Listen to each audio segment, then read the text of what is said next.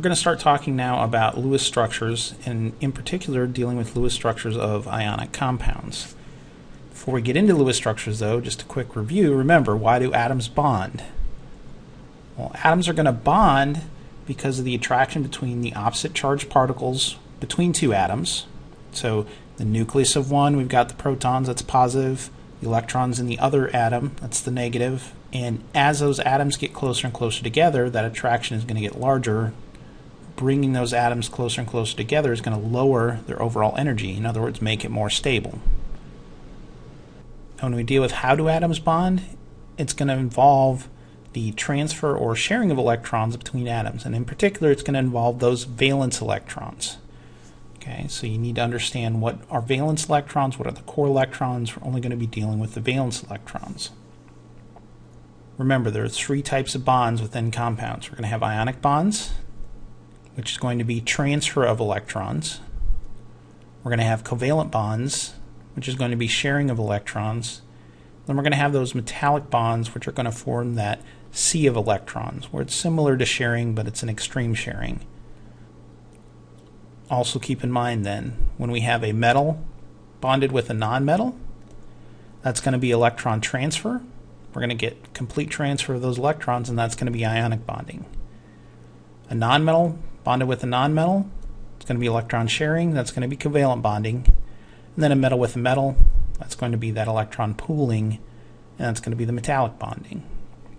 So those are the different types of chemical bonding that we deal with. For right now, we're going to focus on the first one, a metal combining with a nonmetal to have that electron transfer and to get that ionic bonding. We're going to deal with coming up with Lewis structures that represent this electron transfer so we can see what's happening to those valence electrons within these compounds to form those bonds. The first thing we need to know though is how do we draw what we call a Lewis symbol. Lewis symbol is going to be a quick way to represent an atom and its valence electrons. So if I look at chlorine, chlorine's atomic symbol is Cl. Chlorine has an electron configuration of neon 3s2 3p5. Okay, well that means it has 7 valence electrons. So I'm going to put 7 dots around chlorine. There's 1, 2, 3, 4. All right, you notice I kind of put it in 4 different quadrants around chlorine, and then I start pairing them up. So there's 5, 6, 7. So I have 1 unpaired electron, and I have 3 pairs of electrons. Okay, that's a Lewis symbol, and it's only showing the valence electrons of an atom. So if we look at some symbols for other things, so as we look at this, based upon their groups, you can see how many valence electrons should they have. So group 1 has 1, group 2 has 2, and so on. That's how we draw those Lewis symbols for those individual atoms. Now how is this going to relate to ionic bonds? Well, let's look at sodium chloride. If I take sodium and a chlorine, sodium's got 1 valence electron, chlorine has 7. Put those together, I can form sodium chloride. All right. This is going to be an extremely violent exothermic reaction. There's going to be a lot of heat produced if I take sodium and react it with chlorine. I'll get salt out of it, sodium chloride. So because it's so exothermic, I know that sodium chloride is going to be a lot more stable than its 2 constituents. Why is that? Well, it's going to relate to something dealing with the noble gases and something we're going to start talking about called the octet rule. All right. With the octet rule, everything's trying to reach this magic number of 8 electrons, which is a noble gas core configuration. So if I look at Na plus 1, if that sodium loses its 1 electron, it goes back to a neon noble gas core configuration. If I look at that chlorine and it gains that electron from sodium, it takes on an argon electron configuration. The reason why NaCl is more stable is because they're both in that noble gas core configuration, and noble gases are very stable.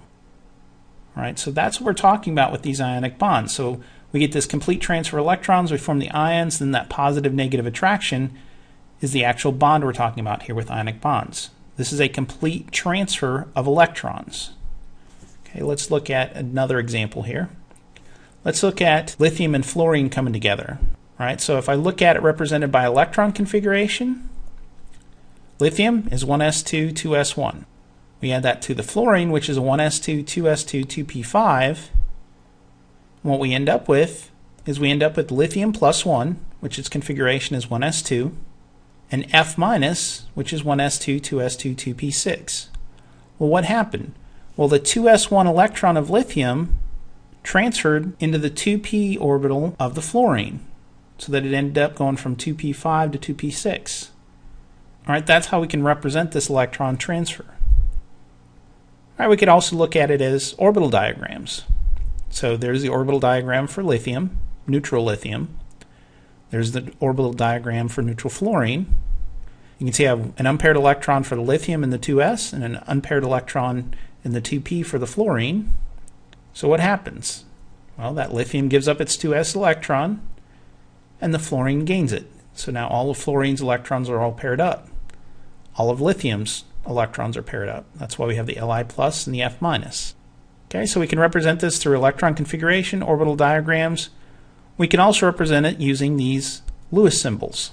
So if I look at lithium and fluorine, lithium's Lewis symbol would be Li with 1 dot, and fluorine's would be 7 dots around it. 3 pairs and 1 unpaired electron. So I get transfer of that 1 electron from lithium to the fluorine, and I end up with Li plus, and fluorine with 8 electrons around it now, minus. Okay, so those are 3 different ways to represent this electron transfer. And it's going to help us identify what electrons are we dealing with in terms of this bonding that's going to be occurring or the transfer that's going to be occurring. Okay, we can specifically identify which electrons are moving around. Let's run through another one here. Let's look at the reaction of sodium with oxygen. Well, if I take a sodium, its orbital diagram is going to be represented by this 3s1 here. Right, remember, we're only dealing with valence electrons. If I look at oxygen, oxygen's valence electrons are going to be 2s2, 2p4. Well, for sodium to get back to a noble gas core configuration, it wants to lose 1 electron. In order for oxygen to get to a noble gas configuration, though, it has to gain 2 more electrons. Right? It has 2 unpaired electrons in its 2p subshell there. So I need a second sodium. If I react sodium with oxygen, I'm going to get the formula Na subscript 2O. Why? Because I need 2 sodiums for every 1 oxygen.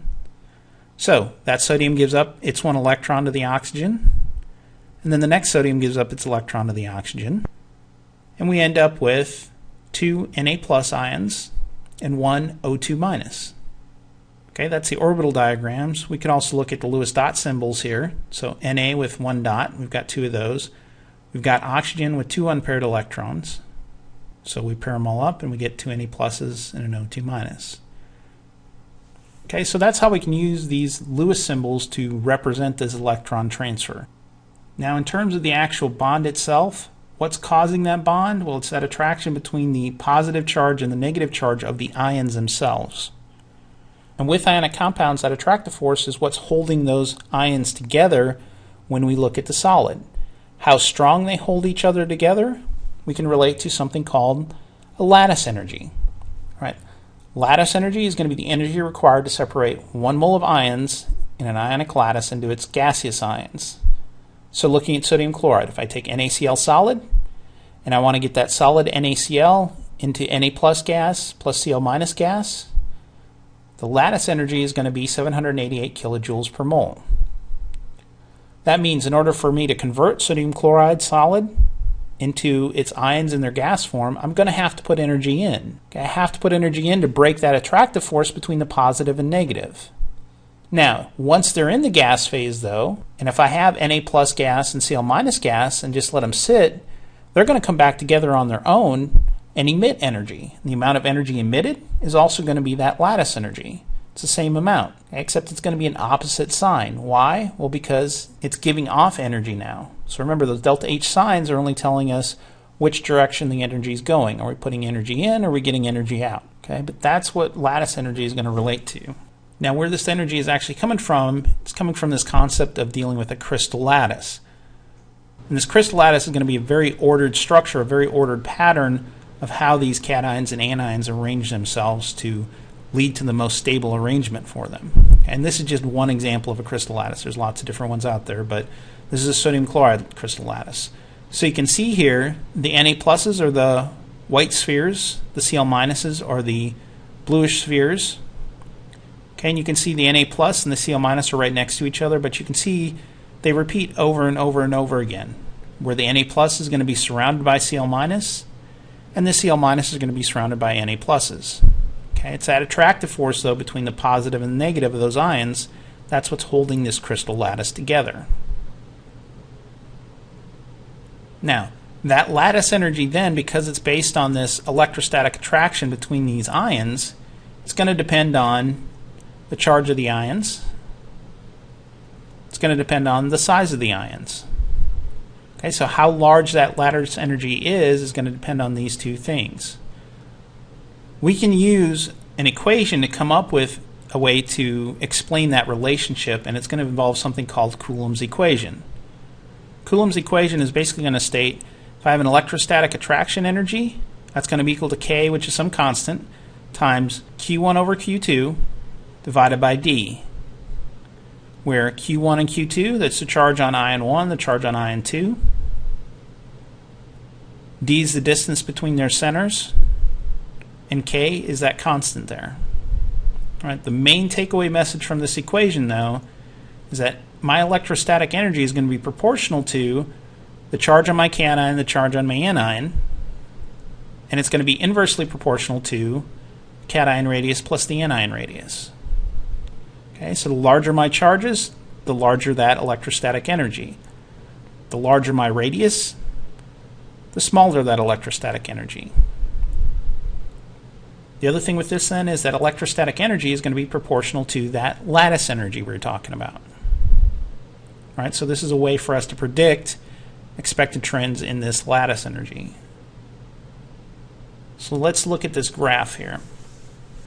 All right, on this graph we have the negative of lattice energy. So the larger the lattice energy value here, the more negative the value, the more exothermic the process is, the greater the lattice energy. All right, keep in mind that equation we just talked about. So in looking at this table, all of these have a +1 cation and a -1 anion. The only difference we're dealing with here is going to be that size, the cation radius and the anion radius. And you can see with the trend here, as we go to a larger cation radius, in other words, as we go down a group, the energy goes down. Why?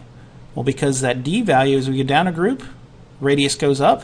That D value goes up, which means our electrostatic energy goes down, which means our lattice energy goes down. So with that D value, it just means as we get a larger distance between the centers of these atoms, it's going to be easier to pull them apart, which should make sense. Okay. The other thing that we need to deal with, though, that's not shown on here, but it's a real simple concept, is if we look at the Q1, Q2. If either one of those increase, it's going to make it more difficult to pull apart, which would mean they would stabilize the energy. Okay, so just keep in mind, these lattice energies are proportional to this electrostatic energy.